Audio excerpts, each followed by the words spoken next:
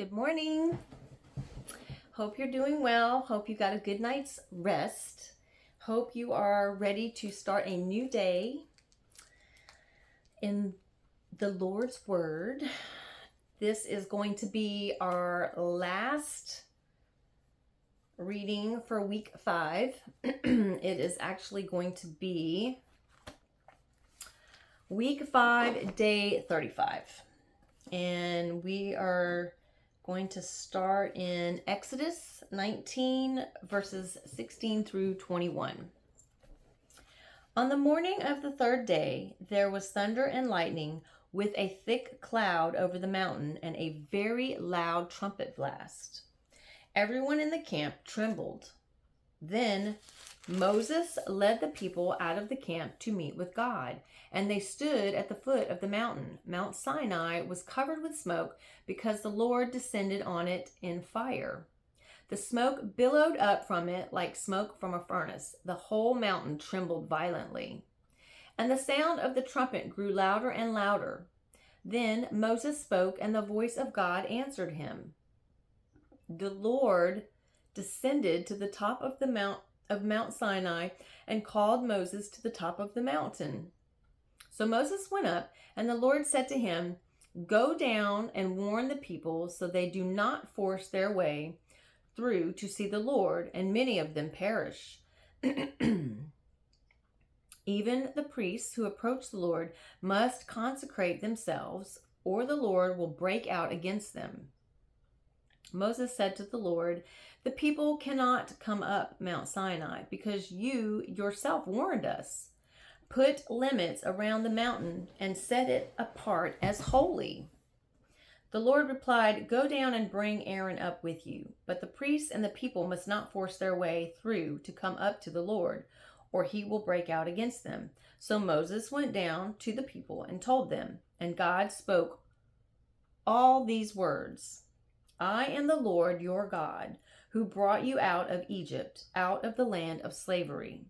You shall have no other gods before me.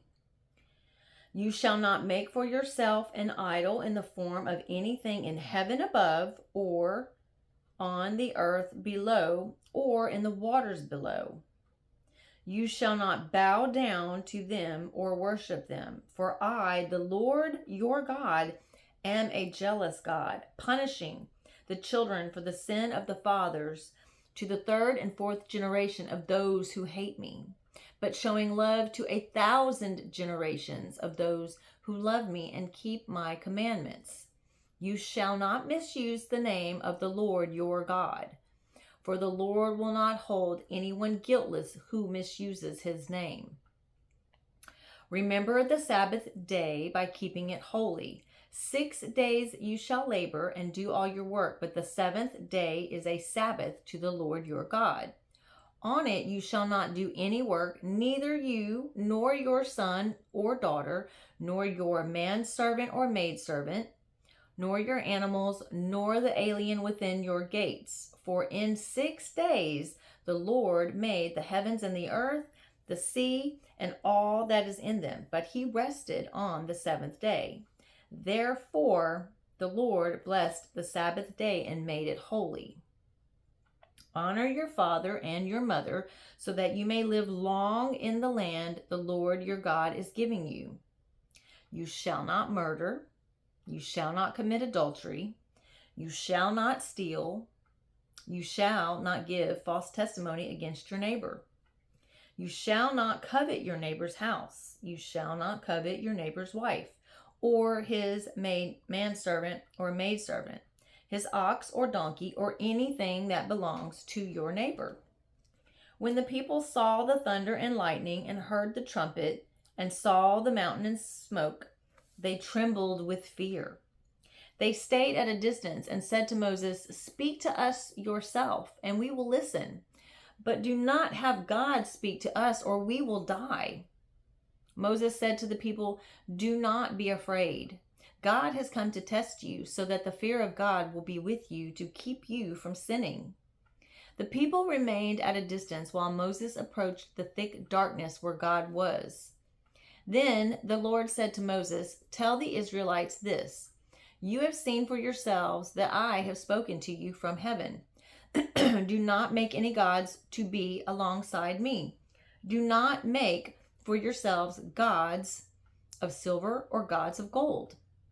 Make an altar of earth for me and sacrifice on it your burnt offerings and fellowship offerings, your sheep and goats and your cattle. Wherever I cause my name to be honored, I will come to you and bless you. If you make an altar of stones for me, do not build it with dressed stones, for you will defile it if you use a tool on it. And do not go up to my altar on steps, lest your nakedness be exposed on it. These are the laws you are to set before them. If you buy a Hebrew servant, he is to serve you for 6 years. But in the 7th year he shall go free, without paying anything.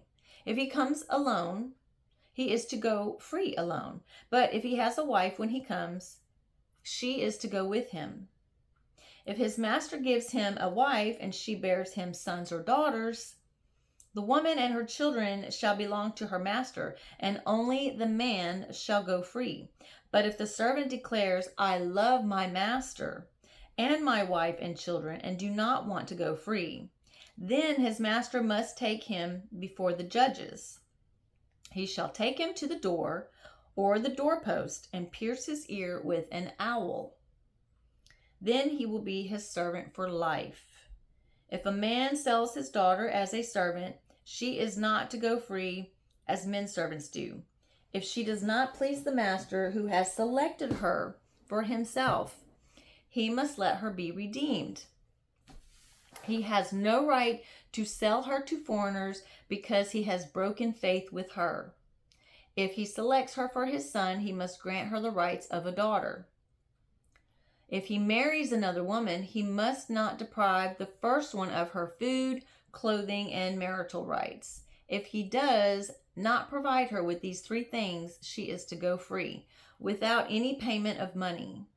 Anyone who strikes a man and kills him shall surely be put to death.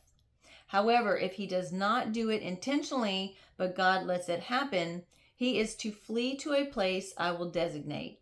But if a man schemes and kills another man deliberately, take him away from my altar and put him to death. Anyone who attacks his father or his mother must be put to death. Anyone who curses his father or mother must be put to death. If men quarrel and one hits the other with a stone or with his fist, and he does not die but is confined to bed, the one who struck the blow will not be held responsible if the other gets up and walks around outside with his staff.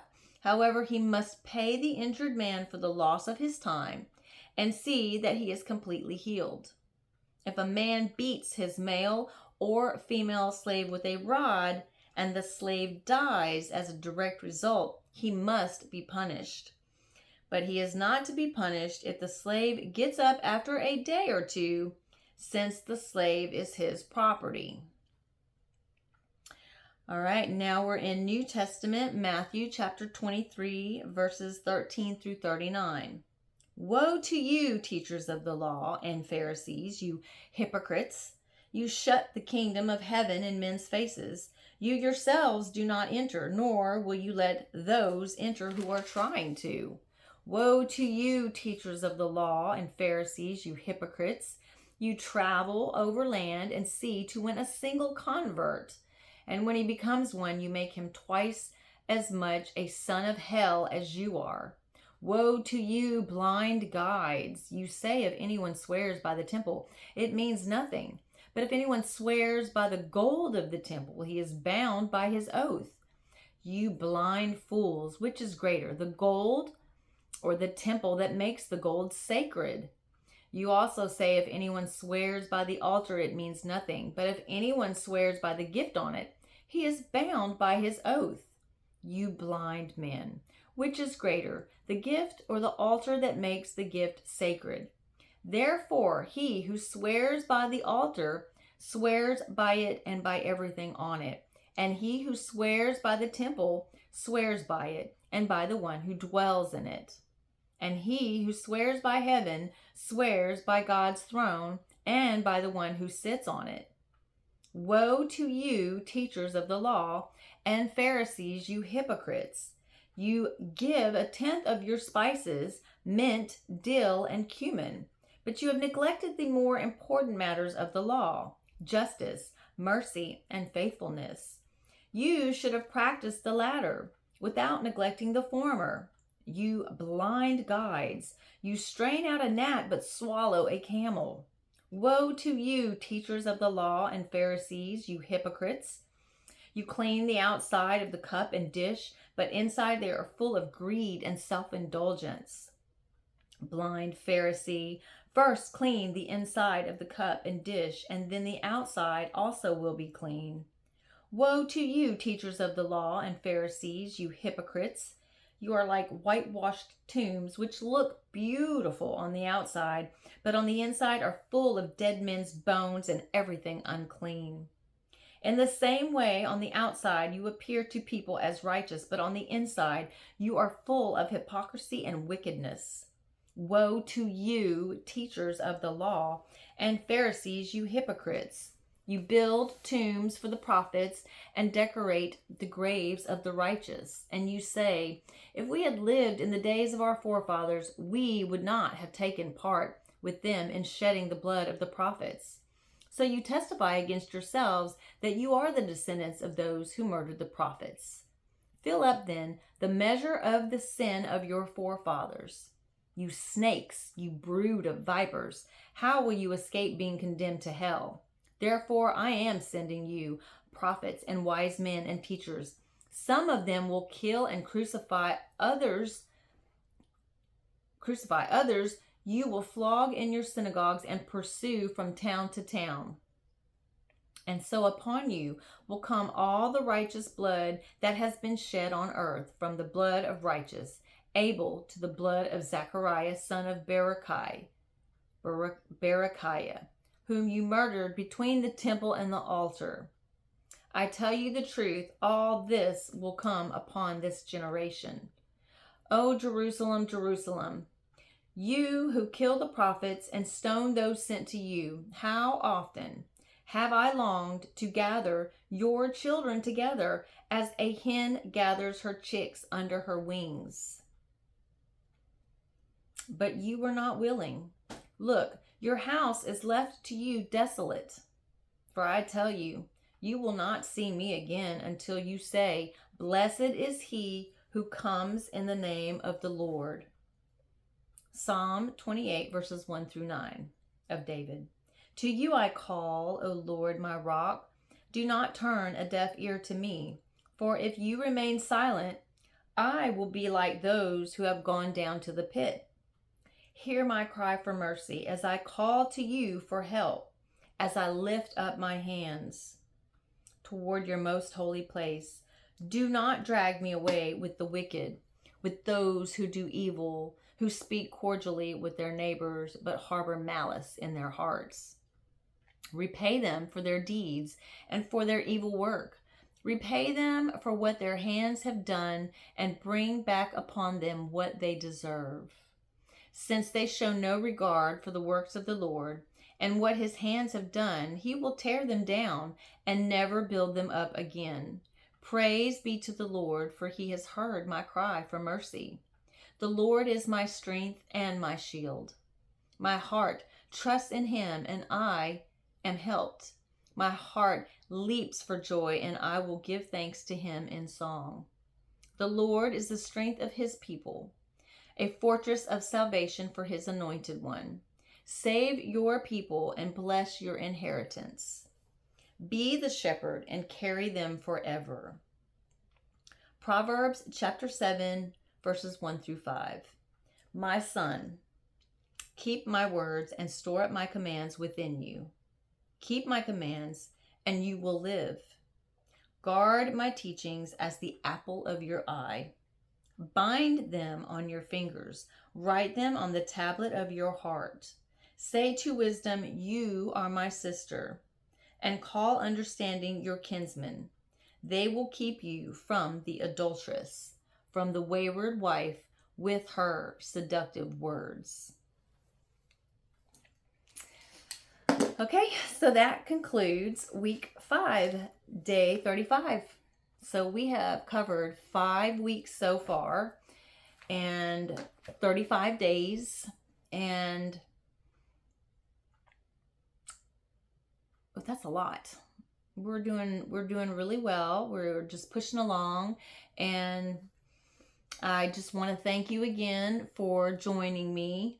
Thank you so much. You could be anywhere at all right now, and you are choosing to listen to me read God's word, and you're choosing to spend time with me, listening to my recordings, and I really do appreciate it. I don't take it for granted. I truly do appreciate if you have subscribed, if you've hit any like buttons, if you've done anything to help me to succeed or to grow, or you've shared my content, anything. Thank you so much. And if you have just not done any of those things, but you have listened to me read, that's what I want anyways. I want people to get his word. I want them, if they don't want to read, or if they're driving and they don't have time in the morning, I'm hoping that this helps lighten the load.